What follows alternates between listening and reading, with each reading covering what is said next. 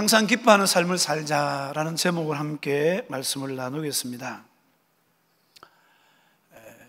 카메라 후레쉬만 터지면은 울다가도 웃는 사람이 있었습니다. 근데 이 사람이 어느 날 벼락을 맞아 죽었는데, 이 사람이 후레쉬가 터진 줄 알고 활짝 웃는 얼굴로 죽었다는 그런 이야기가 있습니다. 아무도 안 웃으시네. 웃으라고 하는 이야기인데, 웃으면 복이 와요 라는 그런 말이 있지 않습니까? 또 웃는 얼굴에 침을 뱉지 못한다라는 속담도 있습니다. 항상 웃으면서 기쁨이 끊어지지 않는 삶을 살고 싶은 것은 우리 모두의 한결같은 그런 마음인 줄로 믿습니다. 여러분, 집안에서 곡소리가 들리는 것보다 항상 웃음소리가 끊어지지 않는 가정이 바로 행복한 가정입니다. 그런데 정작 이런 행복한 가정을 찾기가 어렵다는 것입니다.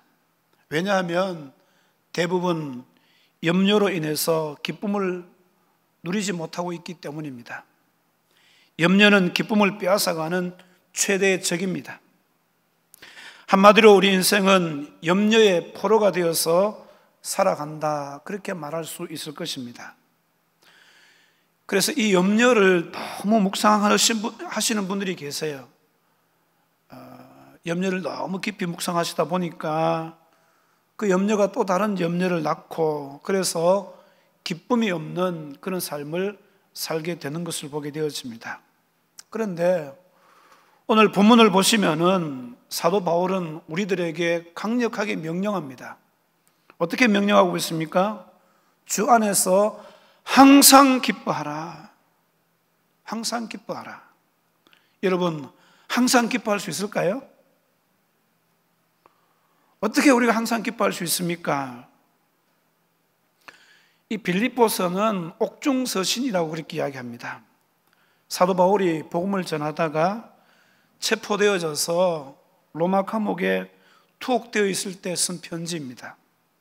그런데 도저히 감옥에서 섰다고 할 수 없을 정도로 기쁨이 강조되고 있어요.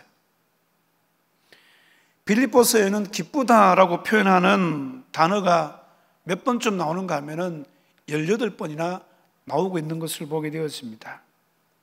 여러분, 그 옛날 로마 감옥은 요즘 우리나라 감옥과 같지 않습니다.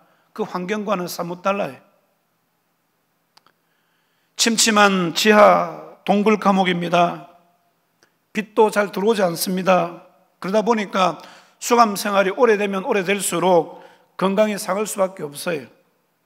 간수들의 엄격한 통제와 매질은 수감 생활을 더욱더 힘들게 하는 것입니다. 사도 바울은 감옥 생활을 하면서도 분명히 건강도 좋지 않았을 거예요. 이미 자유도 잃어버리고 미래에 대한 보장도 받을 수 없는 이런 극심한 상황 가운데 있습니다. 그러니까 한마디로 이야기하면은 오히려 지금 위로를 받아야 되는 그런 입장이에요. 그런데도 사도 바울은 빌립보 성도들에게 주 안에서 항상 기뻐하라, 이렇게 말씀하고 있습니다. 왜 사도 바울은 자신의 처지도 힘겨운데 빌립보 교회 성도들에게 항상 기뻐하라고 그렇게 말씀하고 있을까요? 저는 이것이 바로 빌립보 성도들을 향한 아버지의 심정이다 라고 그렇게 생각되었습니다. 복음으로 낳은 빌립보 성도들이 현재 처한 어려움으로 인해서 신앙을 저버리지 않고 주 안에서 항상 기뻐하기를 바라는 아버지의 심정, 이것이 바로 사도 바울의 마음이었다, 그렇게 생각되어집니다.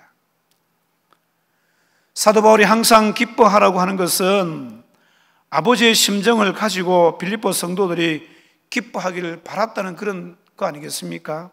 그런데 이런 기쁨의 상황이 되지 못하기 때문에 사도 바울은요, 계속해서 기뻐하라고만 이야기하는 거예요.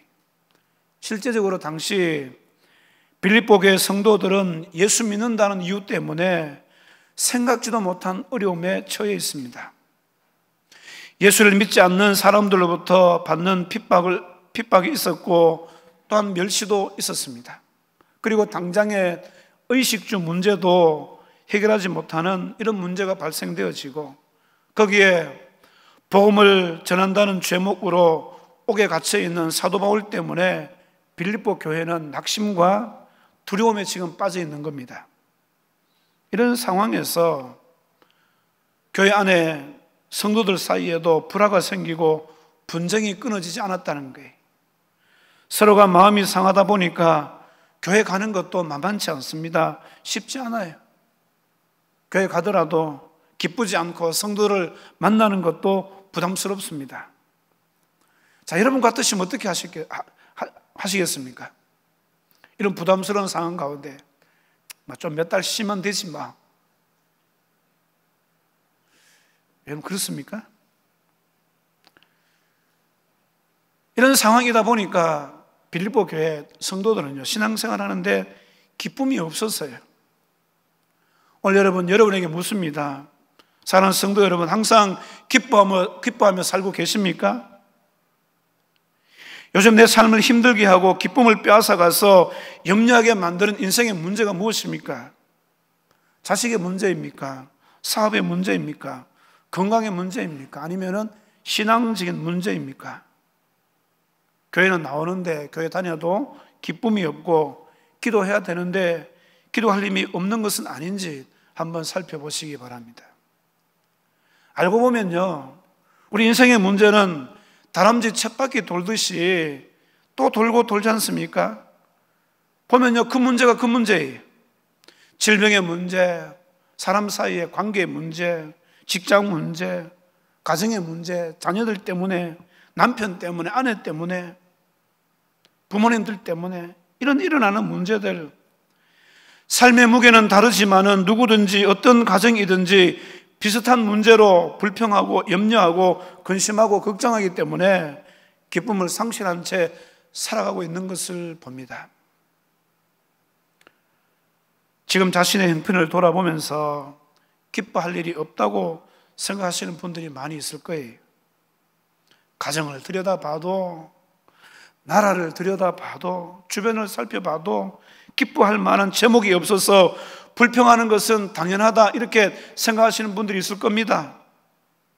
어떤 사람들은 지금의 상황에서 기뻐하고 감사하는 것은 내게 맞지 않다. 당신도 내 형편이 좀 돼봐라. 기뻐할 수 있는지 이렇게 반문하는 사람들도 분명히 있을 거예요. 여러분, 바울이 이 명령을 할 때에 그는 감옥에서 미결수로 있을 때입니다. 아직 재판이 끝나지 않았다는 거예요. 그래서 사형 판결이 날지 아니면은 징역 5년 받을지 또는 무죄 석방으로 나올지 인격적으로 생각하면은 참으로 불안할 때입니다. 누가 잘 되도록 봐줄 사람이 없을까 계산을 많이 할 그럴 때라는 거예요. 그런데 성경을 보게 되면은 사도 바울이 자신의 문제를 놓고 계산했다라는 것을 전혀 볼 수가 없어요. 사도 바울은요, 이 감옥에 있으면서 자신의 인생 문제를 놓고 계산하지 않습니다. 그냥 주 안에서 기뻐하고 있다는 것입니다. 그래서 성도를 향해서 기뻐하라고 계속해서 외치는 거예요. 2장 17절과 18절에도 보면은 이렇게 말씀하고 있습니다. 나는 기뻐하고 너희 무리와 함께 기뻐하리니 이와 같이 너희도 기뻐하고 나와 함께 기뻐하라 이렇게 말씀하고 있습니다. 지금 이 편지를 쓰고 있는 바울의 마음이 여러분 보이십니까? 상황은요 전혀 기뻐할 상황이 아닙니다. 환경도 그렇습니다. 그렇지만은 기쁨으로 지금 가득 차 있는 거예요. 기뻐하고 기뻐하리니 기뻐하고 또 기뻐하라. 도대체 바울의 이 기쁨은 어떤 기쁨일까요? 성경을 통해서 알 수 있는 것은 바울의 기쁨은 소위 세상적으로 기뻐할 수 있는 조건이 있어서 기뻐하는 기쁨이 아니라는 것을 알 수 있습니다. 바울의 이 기쁨은요, 하나님께로부터 온 기쁨이라는 거예요. 바울은 하나님으로부터 온 기쁨으로 충만합니다. 오늘 여러분 하나님으로부터 온 기쁨으로 충만하시기를 주님의 이름으로 축원을 드립니다. 지금 세상이 어수선하고 불안하지만은 오늘 예배에 참석하신 우리 모든 성도들만이라도 하나님으로부터 온 이 기쁨으로 충만하시기를 주님의 이름으로 축원을 드립니다. 그냥 교회 올 때는 좀 죄송합니다. 제가 이런 표현을 했어요. 10년은 재수 없어 보이는 얼굴하고 오셨다 하더라도 돌아갈 때는요, 은혜가 충만해가지고 100년은 행복해 보이는 천사의 얼굴로 돌아가시기를 주님의 이름으로 축원을 드립니다. 자, 그렇다면 어떻게 하면 바울처럼 감옥 같은 환경 가운데서도, 다시 말해서 기뻐할 수 없는 상황과 환경 가운데서도 기뻐할 수 있느냐, 이 말입니다. 자, 4절 말씀을 같이 한번 더 읽어보십니다. 본문 4절 말씀을 크게 한번 읽어봅니다. 시작. 주 안에서 항상 기뻐하라. 내가 다시 말하노니 기뻐하라. 무슨 말씀입니까, 여러분? 언제 기뻐할 수 있다는 이야기입니까? 주 안에 있을 때 기뻐할 수 있다는 거예요. 주 안에 있을 때, 날마다 주 안에 머무시게 되기를 바랍니다. 주 안에 계셔야 돼요. 주 밖에서 생각하면 기뻐할 것이 별로 없어요. 굉장히 좋은 것이 있는 사람도 괴로운 부분이 어느 정도는 다 있다는 겁니다. 저런 집에는 염려가 없지 싶은데 가보면요, 어떤 부분은 다른 집보다도 더 큰 걱정거리가 있는 것을 보게 되어집니다. 여러분 항상 기뻐하시기 바랍니다. 항상 기뻐하시려면 어떻게 하셔야 됩니까? 어떤 상황, 어떤 환경 가운데서도 주 안에 있어야 될 줄로 믿습니다. 주 안에서라는 것은 그리스도를 믿는 믿음 안에서라는 그런 말씀이에요. 다시 말하면 예수 믿는 믿음 안에서 말하는 이런 말이에요. 가끔씩 보면은 주 안에 있다고 말하면서도 말과 행동이 주 밖에 있는 사람들이 얼마나 많이 있는지 모릅니다. 그럼 그 사람은 주 밖에 있는 거예요. 사랑하는 성도 여러분, 예수 그리스도를 믿으면 누구든지 주 안에 있게 됩니다. 주가 내 안에, 내가 주 안에 있다는 사실입니다. 그러니까 여러분, 우리를 추락시키는 어떤 상황과 환경이 내게 몰려올지라도 그것 때문에 염려를 묵상함으로 염려 속으로 깊이 빠져들어가는 것이 아니라 우리의 믿음이 작동되어져서 주님을 묵상하고 주님 안으로 깊이 들어가실 수 있기를 주님의 이름으로 축원을 드립니다. 주님 안으로 깊이 들어가면요, 주님 안에 내가 있고 내 안에 주님이 있는 거예요. 그럼 기뻐할 수 있다는 것입니다. 왜 그렇습니까? 예수님 안에는요, 어떤 기쁨이 있습니까? 하늘의 기쁨이 있다는 거예요. 이 세상이 줄 수 없는 평안, 이 세상이 줄 수 없는 기쁨, 이 하늘의 기쁨이 주님 안에 있다는 것을 여러분 기억하셔야 됩니다. 예수님은 그 기쁨을 우리에게 나누어 주시길 원하고 계신다는 거예요. 자, 요한복음 15장 11절 말씀 한번 읽어보실까요? 요한복음 15장 11절 말씀입니다. 같이 한번 읽어보십니다. 시작. 내가 이것을 너희 안에 이름은 내 기쁨이 너희 안에 있어 너희 기쁨을 충만하게 하려 함이라. 대부분의 부모님들은 자식들이 어떻게 살기를 바라죠? 염려 가운데 살기를 바라십니까? 아니죠. 기쁘게 살기를 바라시지 않습니까? 행복하게 살기를 바랍니다. 자식들이 불행하게 살면 부모님들은 눈물 지어요. 자식의 아픔은 곧 부모님의 아픔이 될 수밖에 없다는 사실입니다. 사랑하는 성도 여러분, 우리의 영적인 아버지 하나님의 뜻이 무엇인지 아십니까? 데살로니가 전서 5장 16절에서 18절 말씀 안 보고도 여러분 다 아시겠죠? 그래도 우리 한번 읽어보실까요? 데살로니가 전서 5장 16절에서 18절까지 말씀 같이 한번 읽어보십니다. 시작. 항상 기뻐하라. 쉬지 말고 기도하라. 범사에 감사하라. 이것이 그리스도 예수 안에서 너희를 향하신 하나님의 뜻이니라. 할렐루야. 하나님의 뜻을 세 가지로 말씀하고 있습니다. 첫 번째는 뭐라고요? 항상 뭐 하라고요? 기뻐하라. 두 번째는요, 쉬지 말고 기도하라는 것이고, 세 번째는 범사에 감사하라. 다시 한번 묻습니다, 여러분. 항상 기뻐하는 것은 누구의 뜻입니까? 목사의 뜻인가요? 부모님의 뜻인가요? 물론 부모님 뜻도 맞죠. 하나님의 뜻입니다. 아버지 하나님의 뜻이라는 게, 하나님은 우리가 눈물 흘리며 궁상 떨며 살기를 바라시지 않습니다. 무슨 일이 일어나면 어떡하지 하면서 가슴 스려 내리면서 염려하면서 살기를 바라시지 않는다는 것입니다. 그저 우리 모두가 행복하게 살기를 하나님께서는 바라고 계십니다. 그래서 하나님은 죄값으로 평생을 저주 가운데 불행하게 살다가 죽을 우리들의 죄 문제를 해결하시기 위해서 아들 예수님을 이 땅에 보내주셨습니다. 예수님은 친히 약한 육신을 입고 염려 많은 세상에 찾아오셔서 나는 죽어도 좋으니까 너희만은 살아야 된다, 행복해야 된다 하시면서 우리의 죄와 저주, 우리의 모든 염려를 대신 지시고 친히 십자가에 오르시고 살찌기시고 피 흘려 죽으셨다는 거예요. 이로써 우리 모든 불행은 주님이 해결하신 줄로 믿습니다. 우리 모든 염려도 주님이 해결하신 줄로 믿습니다. 그러므로 주님이 내 안에, 내가 주님 안에 있을 때 주님의 기쁨으로 충만할 수 있다는 사실입니다. 이런 바울의 기쁨의 원천은 뭡니까? 바로 예수 그리스도였어요. 예수 그리스도. 예수 안에서 바울은 하늘의 기쁨으로 가득 차 있는 것을 보게 되었습니다. 그래서 그는 주 안에서 항상 기뻐하라, 다시 말하노니 기뻐하라, 이렇게 말씀하고 있습니다.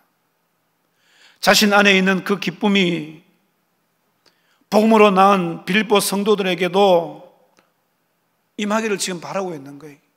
부모의 심정으로 너희들도 기뻐해야 된다, 기뻐해야 된다, 기뻐하라, 또 내가 다시 말하노니 기뻐하라. 사랑하는 성도 여러분, 이 말씀은 사도 바울을 통해서 오늘 우리들에게도 주시는 말씀인 줄로 믿습니다. 주 안에서 항상 기뻐하시기를 주님의 이름으로 축원을 드립니다. 기뻐하십시오. 기뻐하라는데 왜 기뻐 안 하세요? 주 안에서 항상 기쁘게 사시길 바랍니다. 자, 그렇다면은 사도 바울은요, 과연 한 번도 염려하지 않았을까요? 한번 생각해 보세요. 사도 바울이 염려했을까요? 안 했을까요? 믿음 좋았으니까 염려 안 했겠죠? 다 넘어가잖아요, 이렇게죠?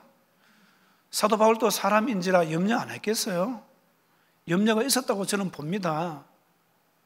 사도 바울도 여러분 염려가 있었어요. 우리와 같이 똑같은 염려가 있었어요. 그러나 우리가 다른 것이 있었다는 거예요. 염려에 빠지지는 않았다는 사실입니다. 염려가 찾아올 때마다 사도 바울은 염려에 빠지지 않고 어떻게 했습니까? 하나님 앞에 기도했다는 사실입니다. 기도하면서 자신의 상황과 환경을 바라보던 눈을 하나님께로 자꾸 돌리는 거예요. 그래서 자꾸 하나님 나라를 생각하고 하나님을 바라봅니다. 그리고 하나님 나라가 임하기를 기도하는 거예요. 이것이 바로 믿음인 줄로 믿습니다. 벌써 하나님 나라가 임하니까 마음에 평안이 찾아오고 기쁨이 찾아오잖아요. 그래서 사도 바울은 로마서 14장 17절에서 이렇게 말합니다. 하나님의 나라는 먹는 것과 마시는 것이 아니요 오직 성령 안에 있는 의와 평강과 희락이라. 희락이 뭐죠? 기쁨입니다. 기쁨. 사랑하는 성도 여러분, 마음에 염려로 가득하십니까? 기도하시기 바랍니다. 상황과 환경을 바라보시지 말고 하나님을 바라보시고 하나님 나라를 묵상하시기 바랍니다. 하나님의 나라가 우리에게 임할 때에 기쁨도 찾아올 줄로 믿습니다. 아까도 말씀드렸습니다마는 밀려오는 어떤 어려운 상황과 환경 때문에 염려를 깊이 묵상하다 보면요, 염려에 깊이 빠지게 되는 거예요. 이것을 사탄이 얼마나 잘 아는지 몰라요. 그래서 사탄은요, 기도의 힘을 잃게 하고 자꾸 현실을 바라보게 하고 염려를 생산하도록 하는 거예요. 이게 여러분 마귀 작전입니다. 여러분 혹시 내가 기도할 힘을 잃어버리고 내 눈에 어려운 현실만 바라보게 되고 그 상황과 환경 때문에 염려만 쌓이고 있다면은 염려로 인하여 망하게 하는 마귀 수작에 속고 있다는 사실을 기억하시기 바랍니다. 그걸 간파하셔야 돼요. 이런 영적인 눈이 열리셔야 돼요. 사도 바울은 염려의 파도가 밀려올 때마다 그 파도를 바라보는 것이 아니라 파도를 잔잔케 하시는 주님을 바라보면서 기도했다는 사실입니다. 기도하게 되니까요, 염려가 떠나더라는 거예요. 기도하게 되니까 그의 삶 속에 위대한 변화가 일어나기 시작하더라는 것입니다. 마음에 하나님의 평강이 임하기 시작하고 성령의 강력한 은혜를 경험하게 되었다는 사실입니다. 그래서 그 험악한 감옥 환경이 하나님이 주시는 꿈을 디자인하는 장소로 바뀌어지는 것을 보게 되어집니다. 이곳이 바로 천국인 거예요. 그곳이 전도하는 현장이 되어지고 그 감옥이 기도하는 골방이 되어지고 그곳이 바울의 목회의 목양실이 되어지더라는 것입니다. 그러니까요, 매일매일 새롭고 매일매일 감사하고 매일매일 기쁜 거예요. 그래서 자신 있게 주 안에서 항상 기뻐하라고 명령하고 있는 것을 보게 되어집니다. 사랑하는 성도 여러분, 혹시 여러분 가정에 이제까지 한 번도 경험하지 못한 고난이 찾아와서 염려가 쌓이고 있다면은 그 고난의 자리를 내 영적인 삶을 새롭게 디자인하는 디자인실로 한번 바꾸어 보시기 바랍니다. 주님을 묵상하고 하나님 나라를 깊이 묵상하는 기도의 골방으로 삼으셔야 돼요. 영적인 디자인실로 만드셔야 돼요.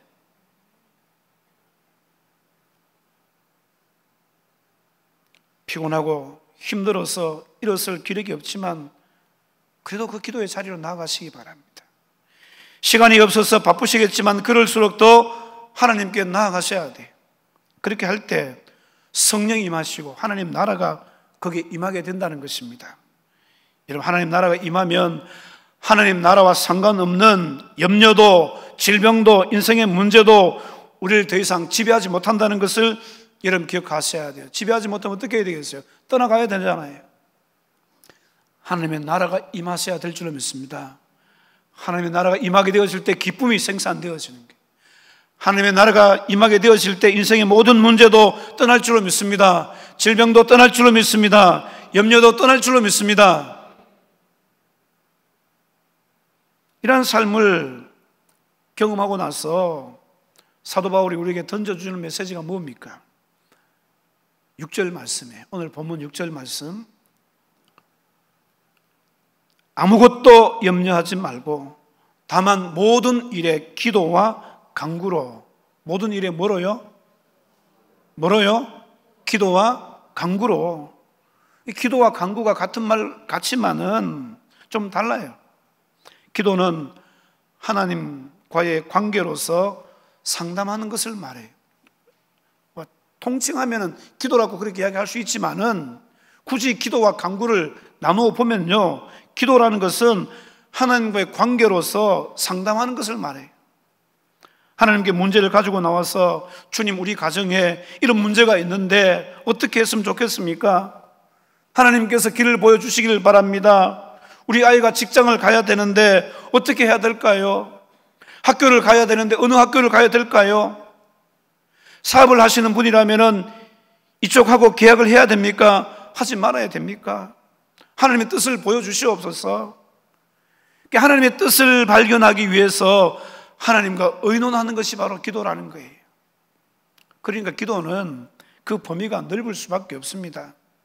그런데 간구는 뭐냐면은 기도가 깊어지고 이제 간구로 나아가게 되어지는데, 간구는 하나님의 뜻을 알고 하나님의 뜻을 이루어 주시기를 간청하는 것이 바로 간구라는 거예요. 이 하나님 앞에 기도하는 중에 이것이 하나님의 뜻이구나라고 깨달으신 것을 간절하게 이루어 달라고 기도하는 것이 바로 간구라는 거예요. 그러니까 간구라는 것은요, 더 구체적일 수밖에 없다는 사실입니다. 아무것도 염려하지 말고 다만 모든 일에 대해서 기도와 간구로 너희 구할 것을 어떻게 하라고 말씀하고 있습니까? 감사함으로 하나님께 아뢰라, 그렇게 말씀을 하고 있습니다. 여러분, 간구가 구체적이고 이 간구를 많이 하기 위해서는 어떻게 해야 되는가 하면은 성경을 많이 배우셔야 돼요. 성경을 많이 읽으셔야 돼요. 그래서 내게 주시는 하나님의 뜻이 무엇인가를 발견하고 구체적으로 이루어 달라고 기도하면 반드시 응답되는 역사가 있습니다. 우리가 잘 아는 조지 물러는 5만 번 기도했는데 응답받았어요. 5만 번 이상을 기도했는데 응답받았다는 거예요.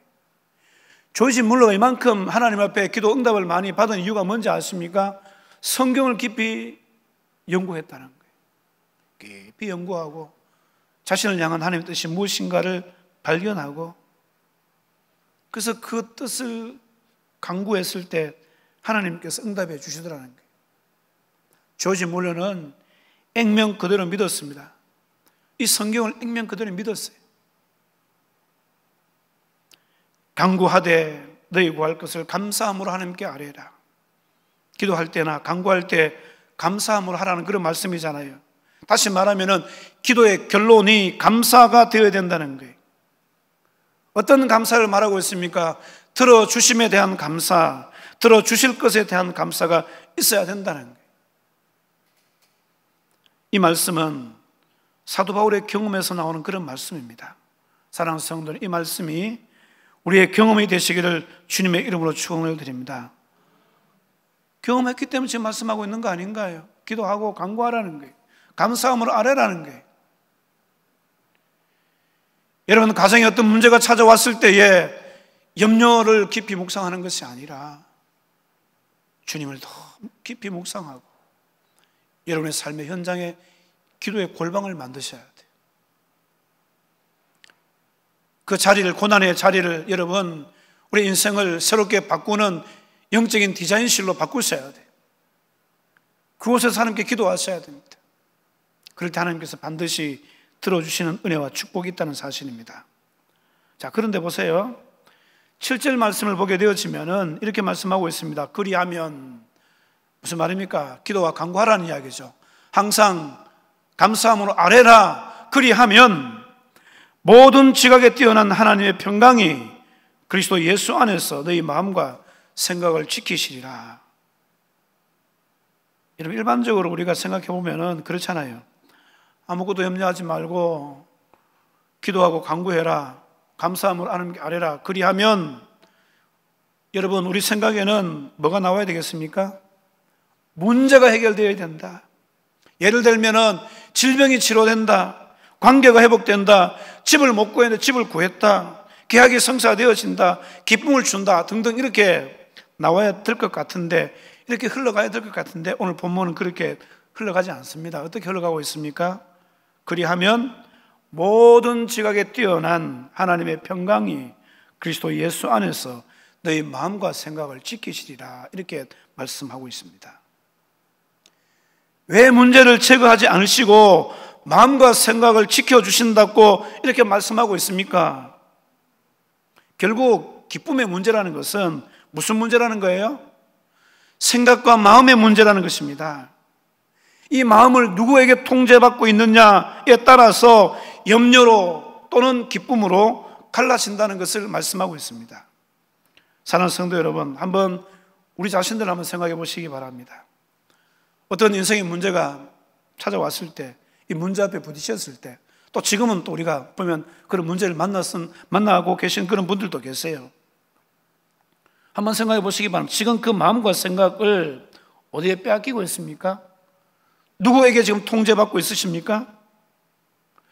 어렵게 된 상황 때문입니까? 환경 때문입니까?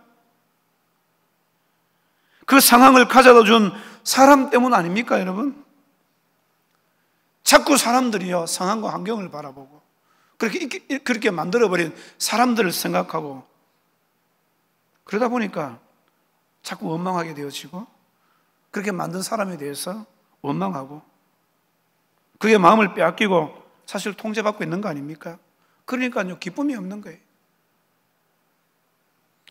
사랑하는 성도 여러분, 우리의 마음과 생각이 날마다 성령께 지배당하시기를 주님의 이름으로 축원을 드립니다. 이런 상황과 환경에 뺏기시면 안 돼요. 그게 지배당하시는 것이 아니라 말씀의 지배를 당하시고 성령께 지배를 당하셔야 돼요. 성령 충만 뭡니까, 여러분?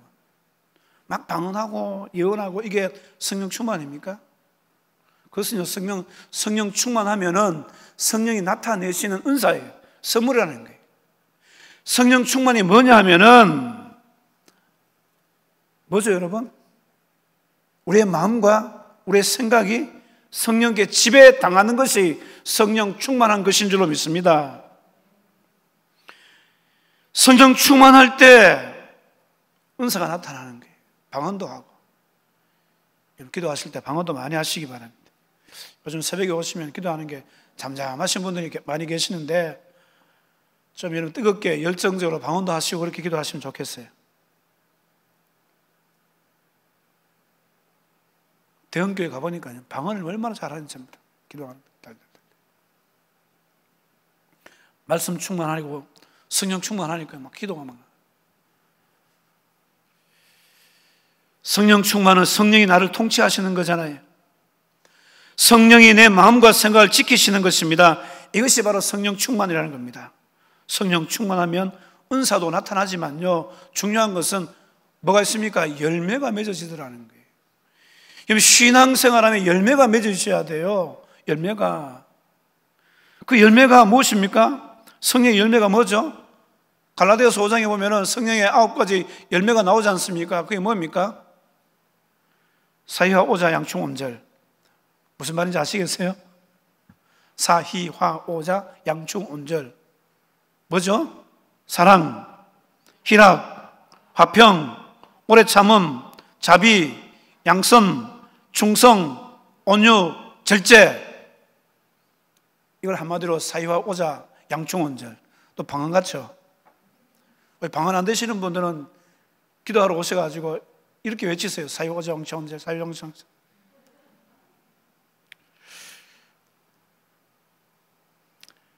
성령 인도하심을 온전히 받을 때에, 다시 말하면은 성령 충만할 때에 성령의 열매가 맺어지는데, 두 번째가 뭐라고요? 희락, 기쁨이잖아요.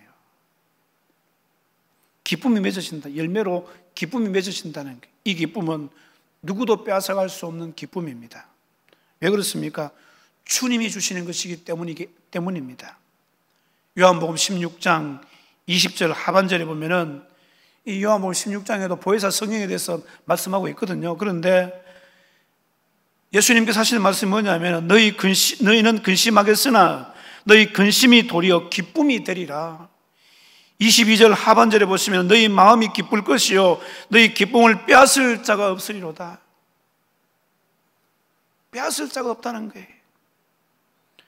여러분, 이렇게 기뻐할 일을 만드시기를 주님의 이름으로 축원을 드립니다. 기쁨이 오면 어떻게 될까요? 기쁨이 오면 잘 아시잖아요, 여러분. 슬픔의 문제는 반드시 떠나갈 줄로 믿습니다. 기뻐할 일이 생길 줄로 믿습니다. 사도 바울이 왜 항상 기뻐하라고 이야기하는지 아십니까, 여러분? 항상 기뻐하면 기뻐할 일이 생긴다는 거예요. 바라기는 모든 일에 기도와 간구로 감사함을 하나님께 아뢰서 성령 충만하시고 날마다 항상 기뻐하시기를 주님의 이름으로 축원을 드립니다. 가끔씩 보면 신앙생활 하는 분들 가운데 보면요, 염려를 미리 땡겨서 하시는 분들이 계세요. 생기지도 않았어요. 어떤 일이 생기지도 않았어요. 그런데 염려를 미리 땡겨서 하시는 거예요. 이렇게 하면 어떻게 되지? 어떻게 될까? 저렇게 될까? 염려를 미리 땡겨서 하면 어떻게 될까요? 진짜로 염려할 일이 생기는 거예요. 사랑하는 성도 여러분, 기도로 염려를 던져버리시고 성령님을 내 안에 모시기를 바랍니다.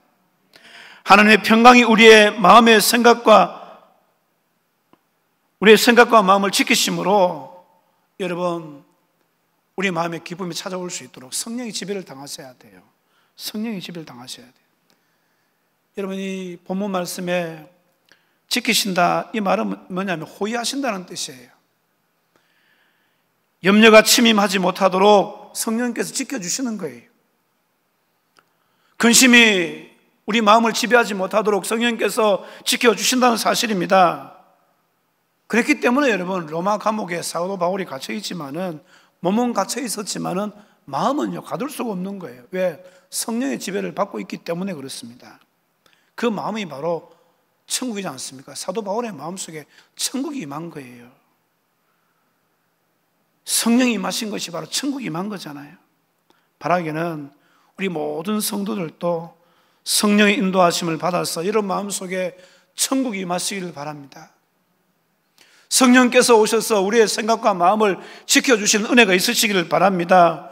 그래서 좁은 길을 걷지만은 이 길이 주님과 함께 걷는 길이기 때문에 밤낮으로 기뻐하는 역사 일어나기를 주님의 이름으로 축원을 드립니다. 말씀을 맺습니다.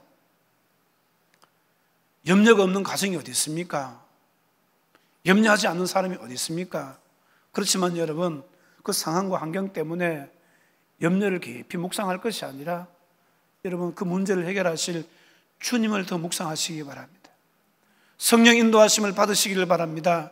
내 마음속에 하나님의 나라가 임하시기를 기도하시기를 바랍니다. 그럼 기쁨이 찾아오는 거예요.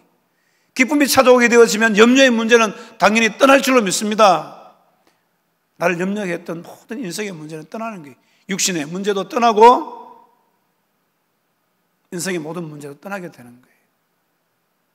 그래서 여러분, 날마다 밤낮으로 기뻐할 수 있는, 주님과 동행함으로 말미암아서 기뻐할 수 있는 그런 성도의 삶들이 다 될 수 있기를 주님의 이름으로 축원을 드립니다. 같이 한번 기도하십니다. 기도하실 때 우리 자신들 한번 살펴보시기를 바랍니다. 아마 여러분 마음속에 염려가 쌓여 있을 거예요. 가정에 지금 일어나고 있는 예기치 못한 이런 문제들, 한 번도 경험해보지 못한 이런 문제들, 자녀들에게 임한 문제, 부모에게 임한 문제, 사업 문제, 학업의 문제, 이 문제는 항상 염려로 다가와요. 그런데 대부분의 사람들은 염려를 묵상하잖아요. 상황과 환경을 바라보면서. 출렁이는 그 파도를 보면서 염려하잖아요. 오늘 여러분, 성령께서 내 마음에 오셔서 염려를 초월해서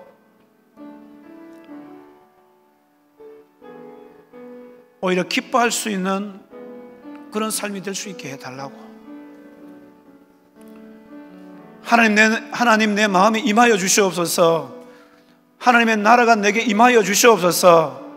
그래서 내 속에 있는 모든 염려가 사라지고 하늘의 기쁨이 충만할 수 있게 해달라고. 다시 말씀드립니다. 기쁨이 찾아오면 염려의 문제는 떠날 줄로 믿습니다. 질병도 떠납니다. 인생의 문제도 떠나는 거예요. 하나님 내 마음에 찾아오소서. 성령님 나를 지배하시고 나를 다스려 주시옵소서. 염려 지배당하면 안 됩니다. 성령의 지배를 당하게 해달라고. 하나님 내 마음에 임하시옵소서. 하나님 나라가 임하게 해달라고. 주님을 더 주님 안에서 기뻐할 수 있게 해달라고. 우리 주여 세 번 부르시고 통성으로 같이 한번 기도하십니다. 주여, 주여, 주여.